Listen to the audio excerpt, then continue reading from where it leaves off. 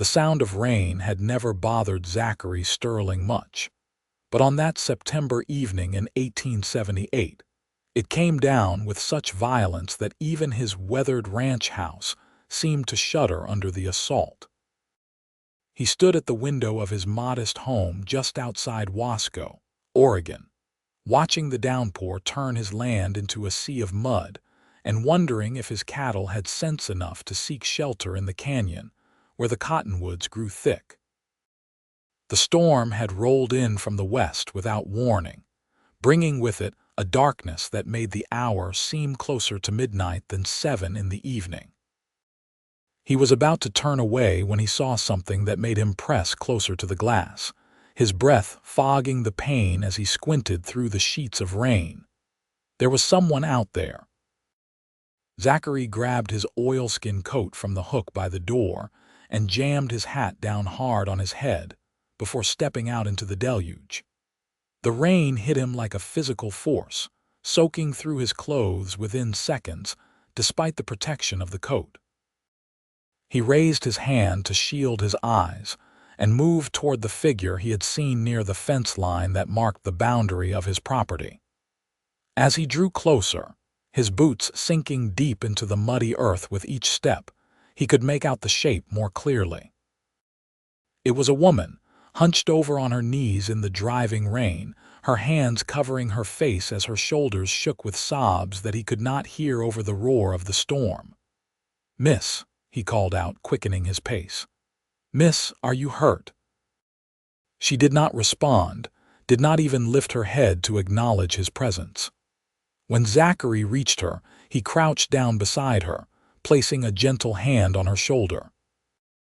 She flinched at his touch but finally looked up, and even through the rain streaming down her face, he could see the raw anguish in her eyes. She was young, probably no more than 22 or 23, with dark hair plastered to her head and a dress that had once been fine but was now torn and caked with mud.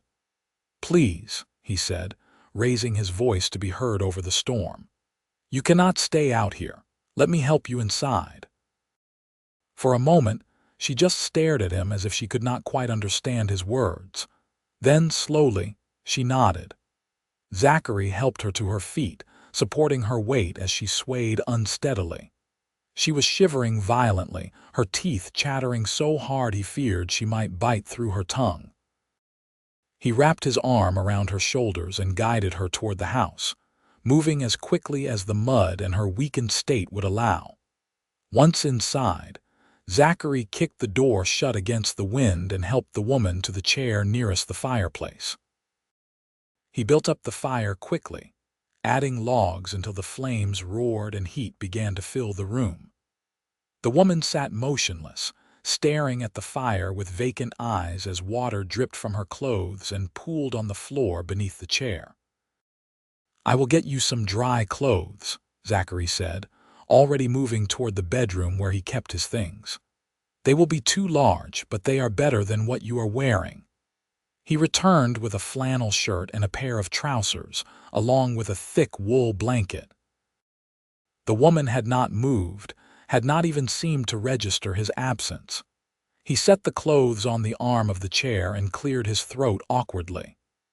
"There is a screen in the corner," he said, gesturing to the folding partition he kept for when he needed to section off part of the room.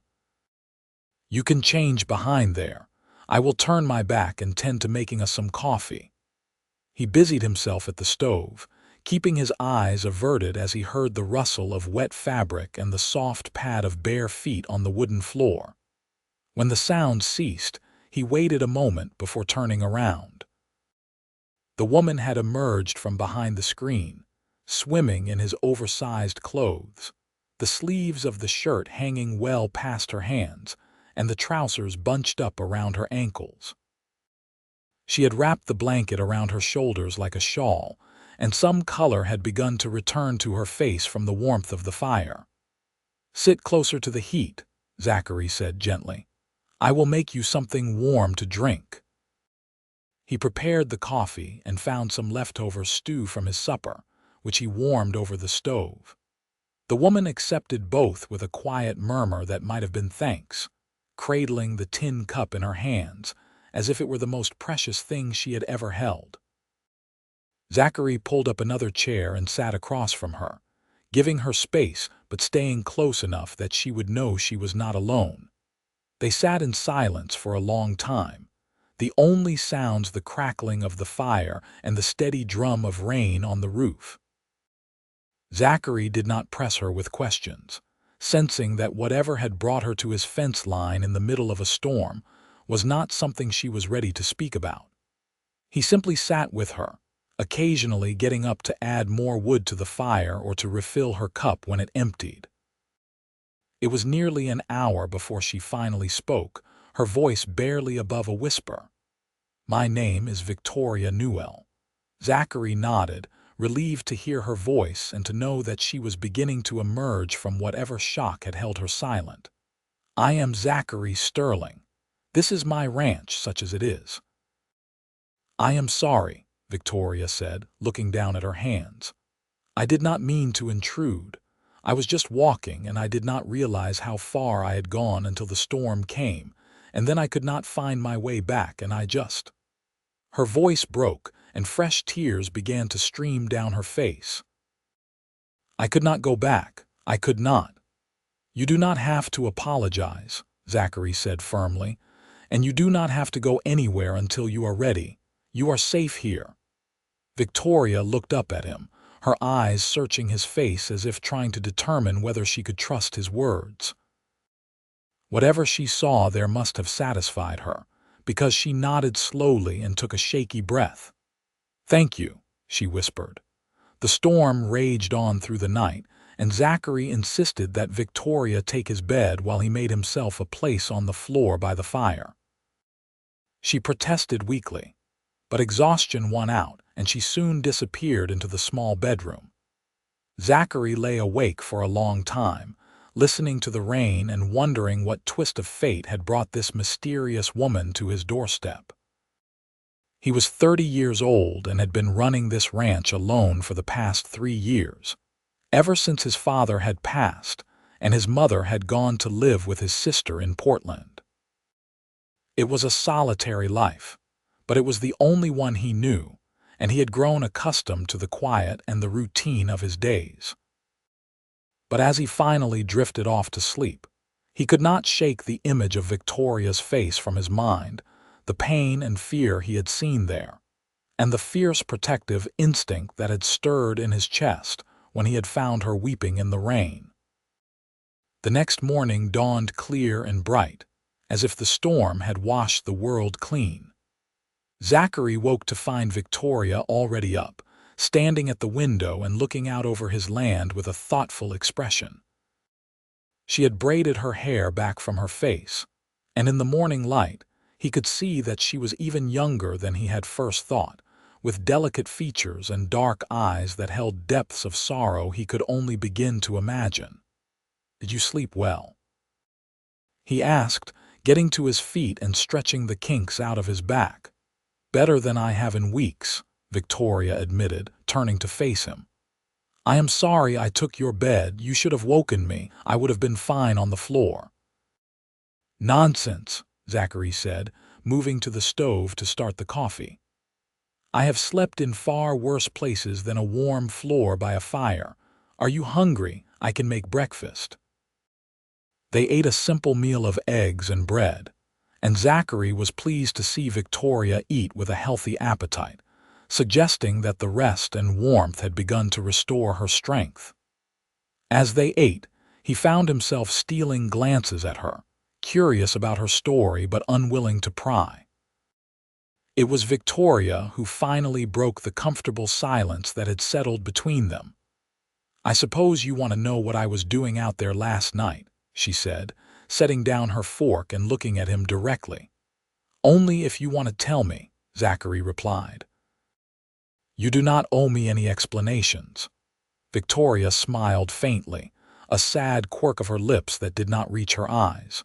"You took me in when you did not have to. You clothed me and fed me and asked nothing in return. I think I owe you at least the truth." She took a deep breath, her hands twisting in her lap. "I came to Wasco 3 months ago with my uncle. He had secured a position as the town banker, and I came to keep house for him after my parents died of fever last winter. I thought it would be a fresh start, a chance to build a new life. But my uncle—" She paused, her voice catching. "My uncle is not a good man. He drinks heavily, and when he drinks, he becomes cruel. At first, it was just words, insults, and accusations, but lately, it has become worse. 2 nights ago, he struck me for the first time." Zachary felt a cold rage beginning to build in his chest, but he kept his voice calm and even.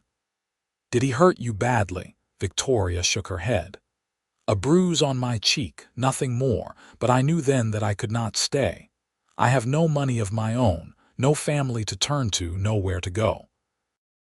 Yesterday morning I just started walking. I told myself I would figure something out, find some way to make it on my own. But the farther I walked, the more hopeless it seemed. And then the storm came and I broke down.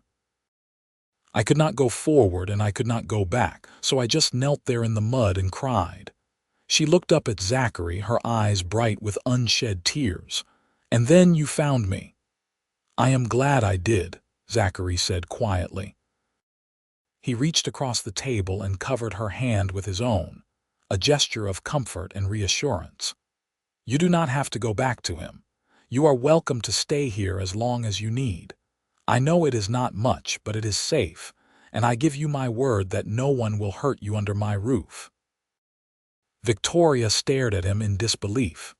"You would do that? You would let a stranger stay in your home?"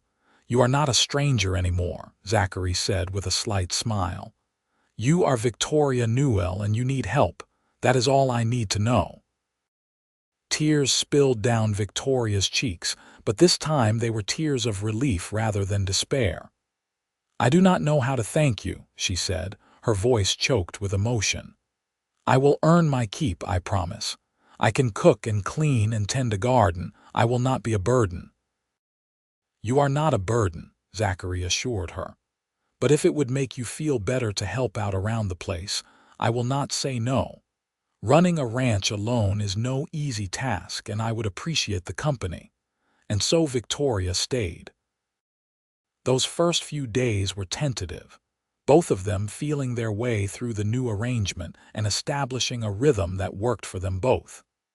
Zachary showed her around the ranch, introducing her to his small herd of cattle and the few horses he kept. Victoria threw herself into the work with a determination that both impressed and concerned him, as if she were trying to prove her worth through sheer force of will. She took over the cooking, and Zachary was astonished to discover that she had a real talent for it. The simple meals he had been living on were replaced with dishes that had flavor and substance, and he found himself looking forward to supper in a way he had not in years. She cleaned the house from top to bottom, mended his clothes, and started a vegetable garden in the patch of earth behind the house that he had never gotten around to cultivating. But more than the practical help she provided, Zachary found himself enjoying her presence in a way that caught him off guard. The house felt warmer with her in it, more alive. She had a quiet way about her, a thoughtfulness that he appreciated, but when she did speak, her observations were often insightful and occasionally wryly funny. He discovered that she had been well educated, that she loved to read, and that she had a beautiful singing voice that she would sometimes let slip when she thought he was not listening. For her part, Victoria began to relax as the days turned into weeks, and she realized that Zachary truly meant what he had said about her being safe. The haunted look gradually faded from her eyes, replaced by a cautious hope that grew stronger with each passing day. She found herself watching him as he worked, admiring the quiet competence with which he handled every task, the gentle way he treated his animals, the respect he showed her in never pressing her for more than she was willing to give. One afternoon, about 3 weeks after her arrival, Zachary came in from checking on the cattle to find Victoria standing in the middle of the main room with a troubled expression on her face. "What is wrong?" he asked immediately, scanning the room for any sign of danger. "Nothing is wrong," Victoria said quickly. "I was just thinking. My uncle will have noticed that I am gone by now. He might come looking for me. I do not want to bring trouble to your door." Zachary set down the saddle he had been carrying and crossed to where she stood. "Let him come," he said firmly. "He has no claim on you, and I will not let him take you anywhere you do not want to go." "You do not know him," Victoria said, wringing her hands. "He can be very persuasive when he wants to be. He is a respected man in town, a banker. Who will believe a runaway niece over him?" "I will," Zachary said simply. "And that is all that matters. This is my land and you are under my protection. Your uncle is welcome to state his case if he wishes, but the decision of whether you return with him is yours and yours alone." Victoria felt something warm unfurl in her chest at his words, a feeling she could not quite name, but that made her want to step closer to him, to believe in the safety he offered. Instead, she simply nodded, not trusting her voice to remain steady. The confrontation came sooner than either of them expected. 2 days later, as Zachary was splitting wood behind the house and Victoria was hanging laundry to dry in the crisp autumn air, they heard the sound of a horse approaching at a fast clip.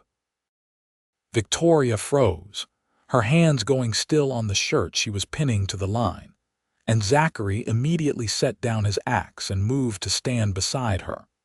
A well-dressed man in his late 40s rode into the yard on a glossy black horse that looked too fine for ranch country. His face was florid with anger, and he barely waited for his horse to come to a complete stop before he was swinging down from the saddle and striding toward them. "Victoria," he bellowed, pointing an accusing finger at her. "What in blazes do you think you are doing? Get your things. We are leaving immediately." Victoria took an involuntary step backward, and Zachary moved smoothly between her and the approaching man, his posture relaxed but ready. "I think you need to slow down there, friend," Zachary said, his voice calm but carrying an edge of steel. "Miss Newell is a guest on my property, and you are not welcome to address her in that tone." The man stopped short, his eyes narrowing as he took in Zachary's dusty work clothes and weathered face. "And who might you be?" he demanded. "Zachary Sterling. This is my ranch, and you are." "Gerald Newell, Victoria's uncle and legal guardian. I have been worried sick about her for weeks, and here I find her playing house with some rancher. The scandal alone could ruin what is left of her reputation." "I am 22 years old," Victoria said, stepping out from behind Zachary, her voice shaking but determined. "I have not needed a legal guardian for 4 years, Uncle Gerald, and I left because you struck me." Gerald's face turned an even deeper shade of red. "I barely touched you, you ungrateful girl. After everything I have done for you, taking you in when you had nowhere else to go, and this is how you repay me. By running off and spreading lies about me." "They are not lies," Victoria said, her hands clenching into fists at her sides. "And I will not go back with you. I am staying here." "You most certainly are not," Gerald sputtered. "I will not have my niece living in sin with some cowboy in the middle of nowhere. Think of what people will say." "Then perhaps you should have thought of that before you decided to use your fists," Zachary said quietly, but there was a dangerous quality to his voice now that made Gerald take a step back. "Miss Newell has made her position clear. She is not leaving with you. I suggest you accept that and ride back to town before this conversation becomes any more unpleasant." Gerald drew himself up to his full height, trying to summon some authority. "You cannot keep her here against my wishes. I will go to the sheriff if I have to." "Please do," Zachary said. I am sure Sheriff Daniels would be very interested to hear about a man who strikes young women and then tries to force them to return to his household. Victoria is an adult, free to make her own choices. If you persist in harassing her, it is you who will be facing the sheriff, not me." For a long moment, the two men stared at each other, the tension thick enough to cut with a knife. Then Gerald seemed to deflate, realizing that he had no legal leg to stand on, and that Zachary was not going to be intimidated. "Fine," he spat, his face twisting with anger and humiliation. "Keep her then. But do not come crying to me when he tires of you, Victoria. You will have nowhere else to turn." He spun on his heel and mounted his horse with less grace than he had dismounted, jerking roughly on the reins and spurring the animal back toward the road. They watched until he was out of sight, the dust from his horse's hooves hanging in the air long after he had disappeared. Victoria realized she was shaking, and she wrapped her arms around herself in an attempt to stop the tremors. "I am sorry," she said, her voice barely above a whisper. "I never should have brought this to your door." Zachary turned to her, his expression softening. "You have nothing to apologize for. He is the one who should be sorry, and I am glad he knows now that he cannot bully you anymore." "He will tell everyone in town that I am living here with you," Victoria said, the reality of the situation beginning to sink in. "He will make it sound sordid and shameful. People will talk." "Let them talk," Zachary said. "I know the truth, and so do you. That is all that matters." But even as he said the words, he knew they were not entirely true. In a small town like Wasco, reputation mattered, and Victoria's would suffer as long as she remained under his roof without the protection of marriage. The thought brought him up short, and he realized with a start that the idea of marrying Victoria was not an unpleasant one. In fact, it was surprisingly appealing. He pushed the thought aside for the moment, telling himself it was too soon, that Victoria needed time to heal and to figure out what she wanted from her life. But the seed had been planted, and he found it growing in his mind with each passing day. The weeks that followed Gerald's visit were tense at first, both Zachary and Victoria waiting for some further confrontation that never came. Gradually, they relaxed back into their routine, but something had shifted between them. The threat from her uncle had brought them closer, had made them both realize how much they had come to depend on each other. Zachary found himself making excuses to linger in the house longer than necessary, drawn by the sound of Victoria's voice as she read aloud from one of his mother's old books, or hummed softly to herself as she worked. Victoria caught herself watching for his return when he was out on the range, feeling a lightness in her chest when she saw his tall figure riding up to the house at the end of the day. The first frost came in late October, painting the grassland silver in the early morning light.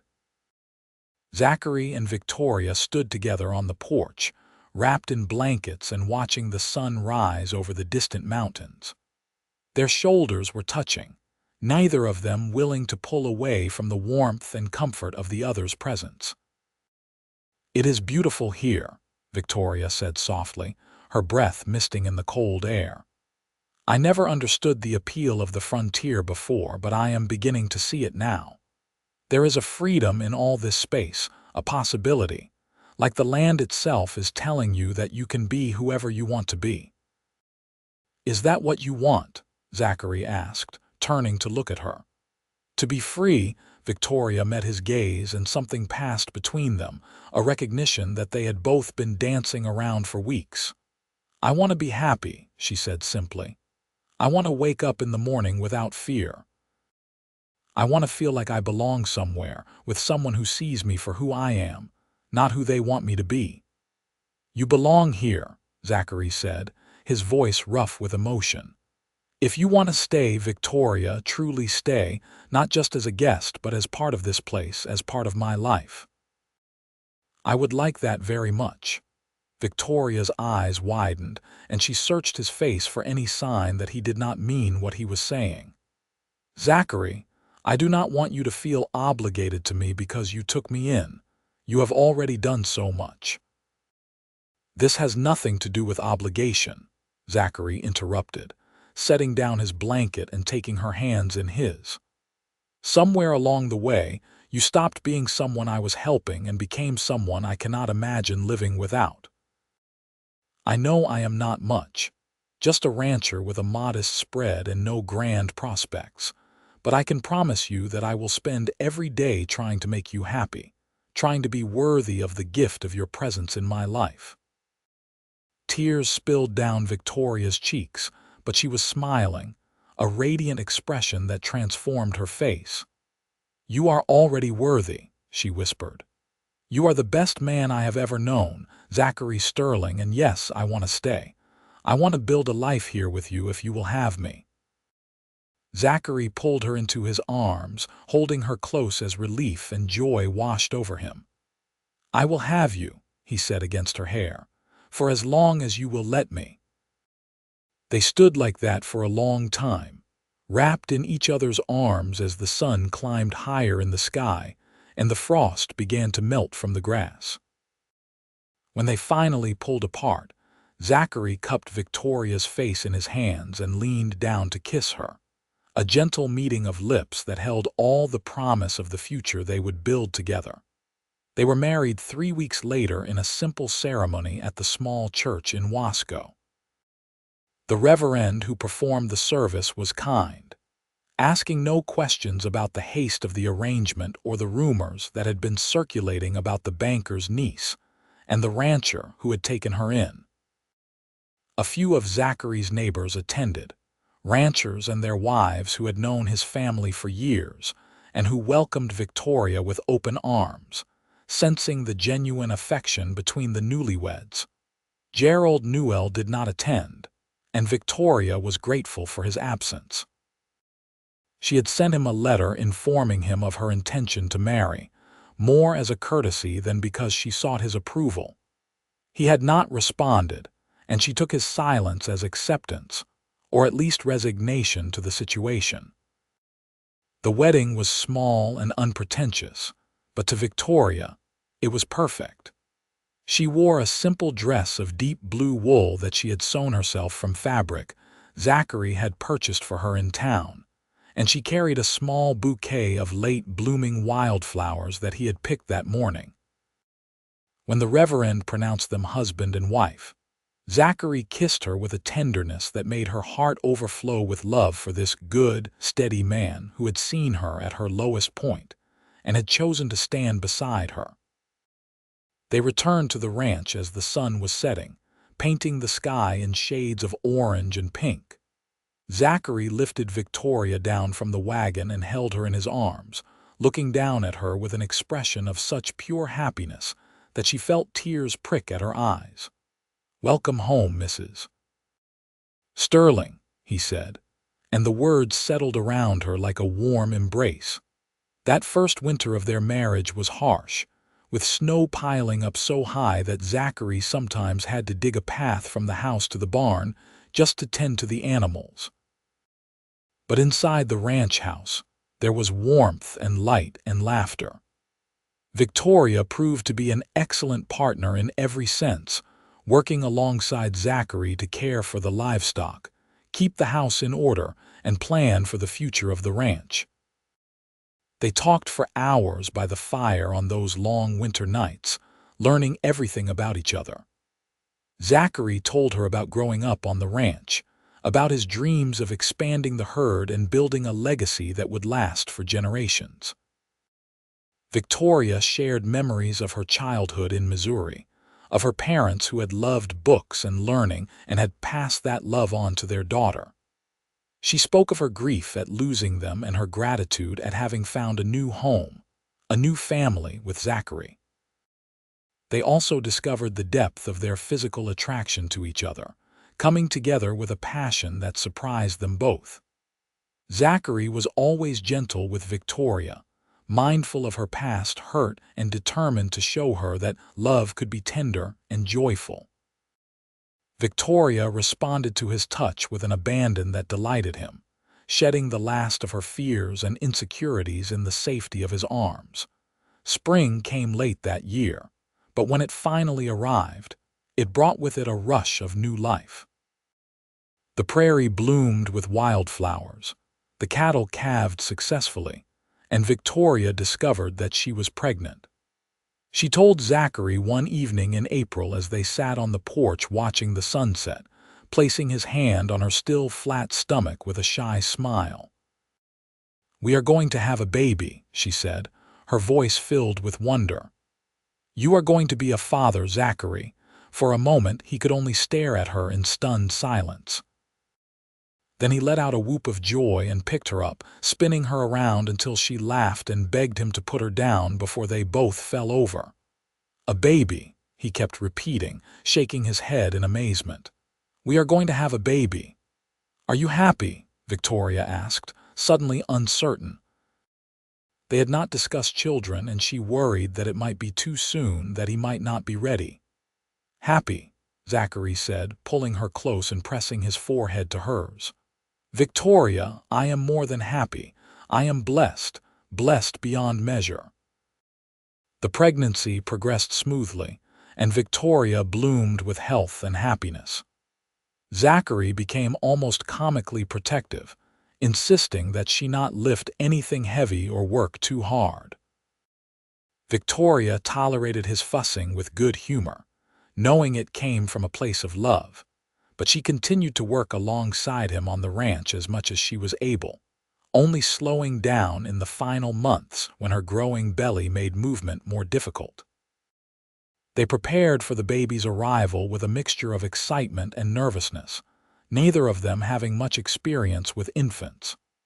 Zachary built a cradle from smooth pine wood, sanding it until it was silky soft to the touch and safe for delicate skin. Victoria sewed tiny clothes and blankets, marveling at how small everything was and trying to imagine a little person who would fit into them. The baby came on a cold December morning, a week before Christmas.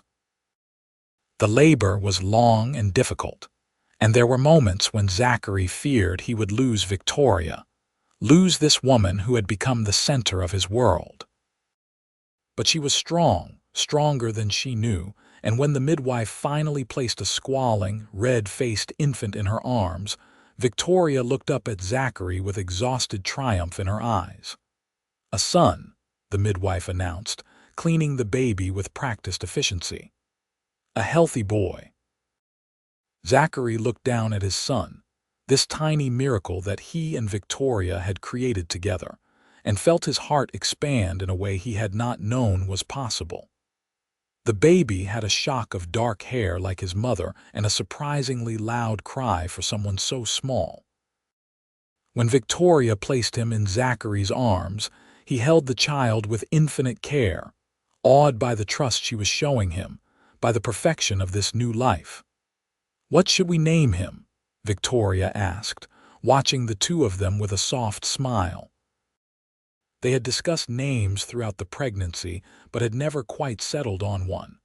Now, looking down at his son, Zachary knew exactly what the boy should be called. "Thomas," he said firmly. "Thomas Henry Sterling, after both our fathers." Victoria's eyes filled with tears, touched that he would honor her father's memory in this way. "Thomas," she repeated, trying out the name. "I think it is perfect."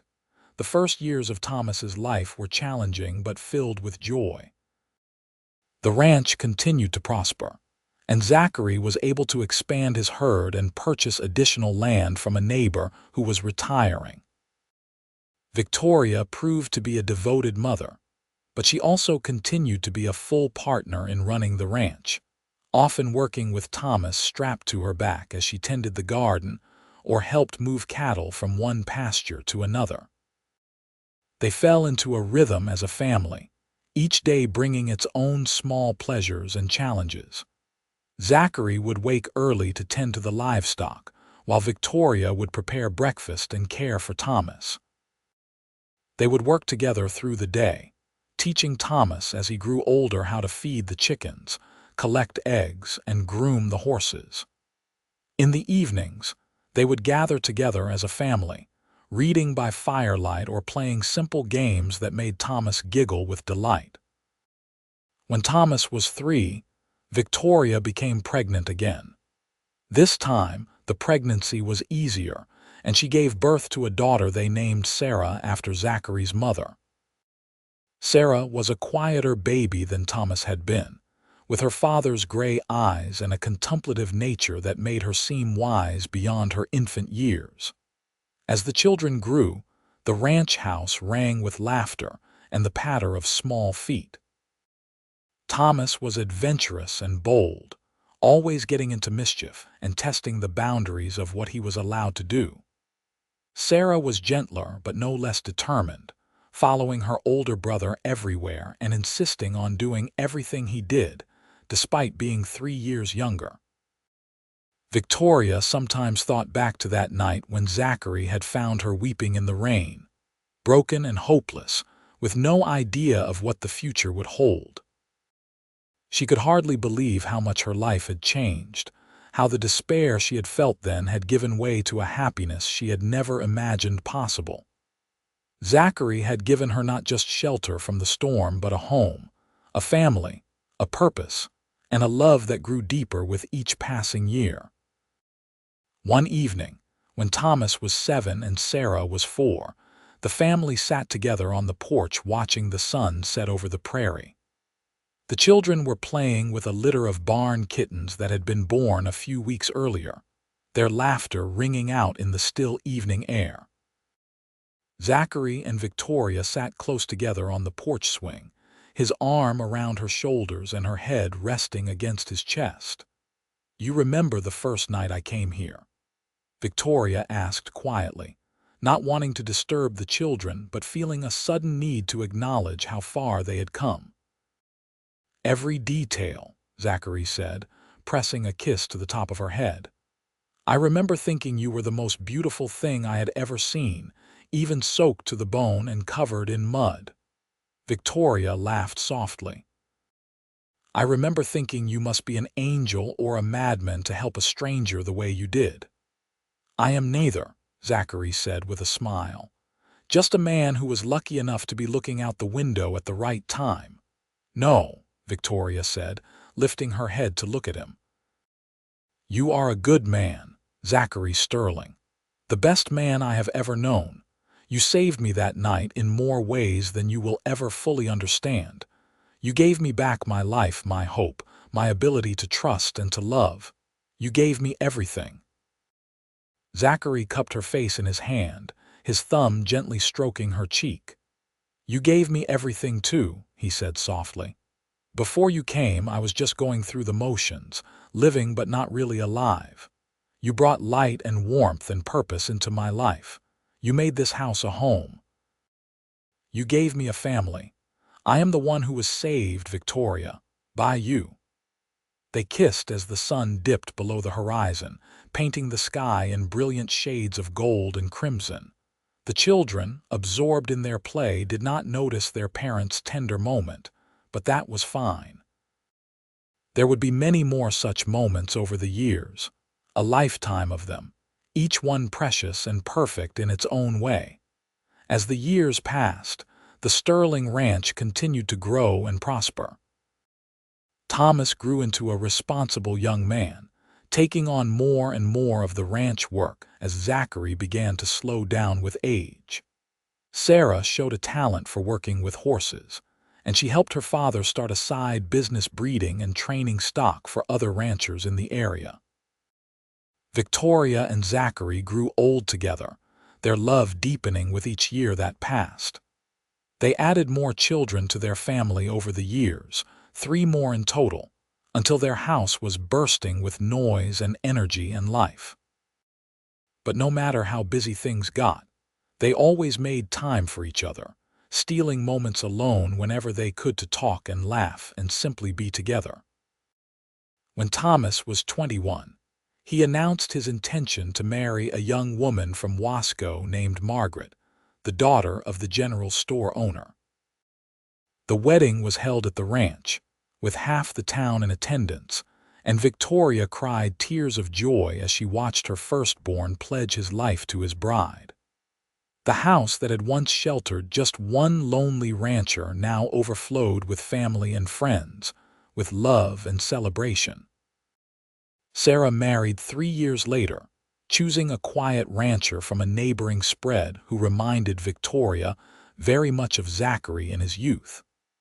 They built a house on the far end of the Sterling property, and Sarah continued to work alongside her father and brother in the family business. The younger children, too, grew and flourished, each finding their own path but all choosing to stay close to the land and the family that had nurtured them. The ranch that Zachary had inherited from his father became a true legacy, passed down through the generations, built on the foundation of love and hard work that he and Victoria had established. On their 25th wedding anniversary, Zachary surprised Victoria with a trip to Portland to visit his sister, and to see the city she had always been curious about, but had never had the chance to explore. They spent a week there, marveling at the bustle and noise of urban life, but ultimately grateful to return to the quiet peace of their ranch. As they rode back from the train station in Wasco, Victoria gazed out over the familiar landscape and felt a profound sense of contentment. This land, this life, this man beside her, it was everything she had ever wanted and more than she had ever dared to hope for. "What are you thinking?" Zachary asked, noticing the contemplative expression on her face. "I am thinking about how strange and wonderful life is," Victoria said, reaching over to take his hand. "How a single moment, a single decision can change everything. If you had not looked out your window that night, if you had not come out into the storm, I do not know where I would be now. Probably not anywhere good. But I did look out the window," Zachary said, squeezing her hand. "And I found you. The best thing that ever happened to me was finding you weeping in the rain, Victoria. I would go out into 1,000 storms if it meant finding you again." They reached the ranch as the sun was setting, and their children and grandchildren came out to greet them, having gathered to celebrate their anniversary. There was a feast laid out on long tables in the yard, and music and laughter filled the air as the family came together to honor the couple whose love had created this legacy. Later that night, after the guests had departed and the children had gone home to their own houses, Zachary and Victoria sat together on their porch, just as they had done countless times before. The stars were brilliant in the clear night sky, and a gentle breeze carried the scent of prairie grass and wildflowers.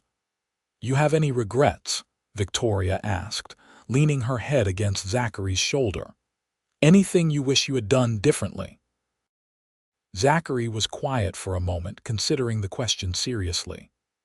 "No," he finally said. "I have been blessed with a good life, a life filled with love and purpose and meaning. I have you, I have our children and grandchildren, I have this land that I love. What more could any man ask for?" "What more indeed?" Victoria murmured, her eyes drifting closed as she savored the warmth of his presence beside her. They sat in comfortable silence, the years of their marriage having taught them that the best communication often required no words at all. They had built something beautiful together, something that would endure long after they were gone, a testament to the power of love and commitment and the courage to open one's heart even after it had been broken. The ranch continued to thrive under the care of their children and grandchildren, and Zachary and Victoria spent their later years watching with pride as the legacy they had built together carried on into the future. They took joy in the simple pleasures, in watching the sunrise over the mountains, in tending the garden that Victoria had started all those years ago, and that had now grown into a sprawling oasis of vegetables and flowers. When Zachary was 68, he fell ill with a fever that the doctor feared might take him. Victoria stayed by his side day and night, refusing to leave him even when the children begged her to rest. She bathed his forehead with cool cloths, coaxed him to drink water and broth, and told him stories of their life together, reminding him of all the reasons he had to fight to stay with her. And Zachary did fight, drawing strength from the sound of her voice and the touch of her hand. After 2 weeks, the fever broke, and he began the slow journey back to health. When he was finally strong enough to sit up and take notice of the world around him, he looked at Victoria and saw the toll that his illness had taken on her.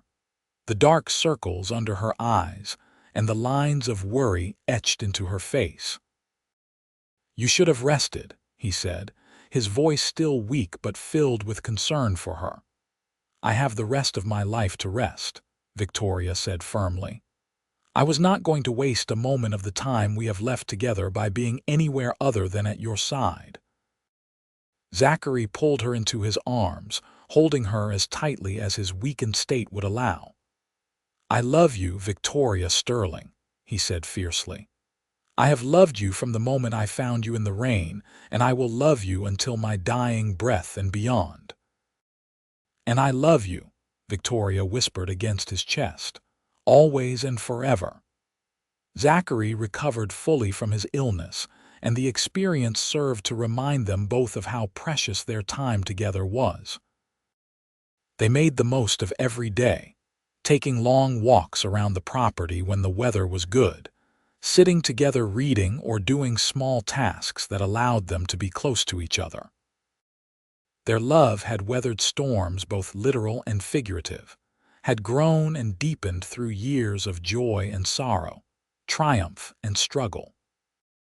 It was a love built on mutual respect and admiration, on shared work and shared dreams, on the kind of partnership that made each of them better than they could ever have been alone.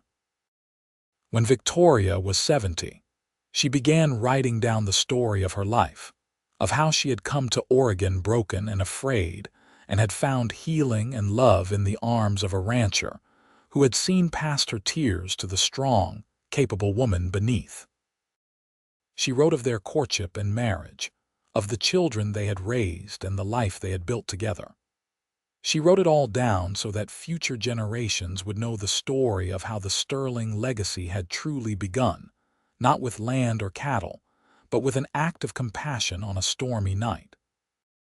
Zachary would sometimes read over what she had written, marveling at her way with words and the depth of emotion she was able to capture on the page. "You make it sound like a fairy tale," he said one evening, setting down the pages she had given him to read. "It was a fairy tale," Victoria said with a smile. "A real one with real struggles and real sacrifices, but a fairy tale nonetheless. You were my prince, Zachary, riding to my rescue when I needed you most." "And you were my salvation," Zachary said, pulling her close. "My light in the darkness, my reason for being." They lived out their days in happiness and peace, surrounded by the family they had created and the land they had nurtured. When Zachary finally passed away at the age of 76, it was peacefully in his sleep, with Victoria lying beside him as she had for nearly 50 years of marriage. She woke to find him gone, and though her heart broke with grief, she also felt a deep gratitude for the life they had shared, for every precious moment they had been granted together.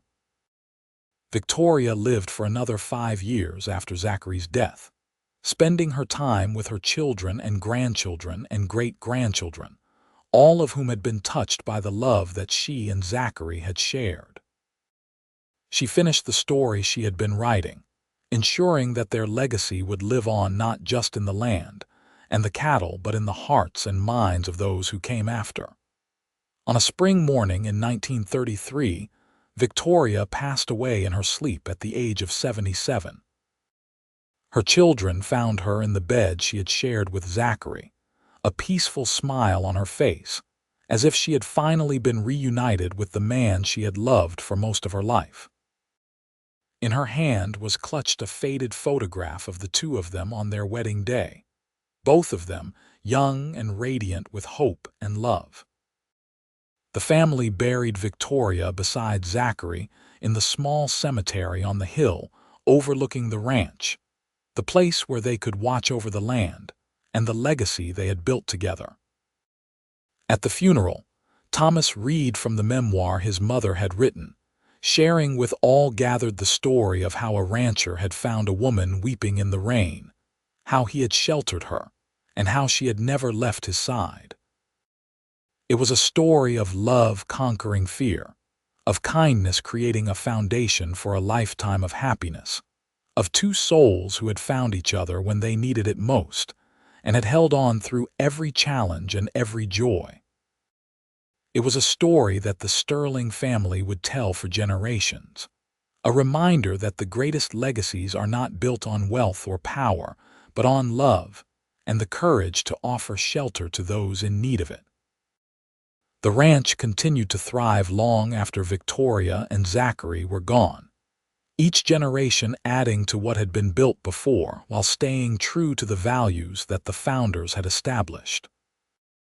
The story of how it all began, of the stormy night and the weeping woman and the rancher who had offered her sanctuary, became part of family legend, told and retold until it took on an almost mythical quality.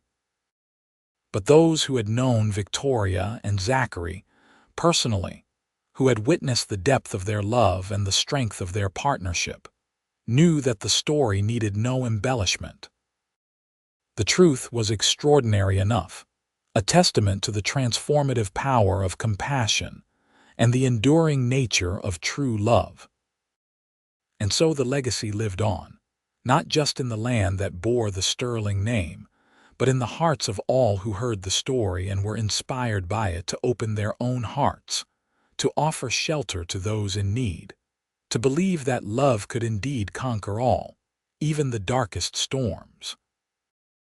The house that Zachary had built and that Victoria had made a home still stood on the prairie, weathered by time but solid and strong, sheltering new generations of Sterlings as they built their own lives and their own stories.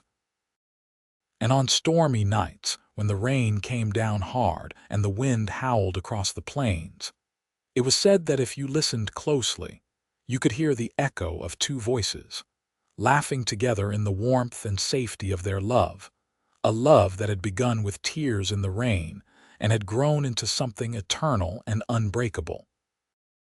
The end.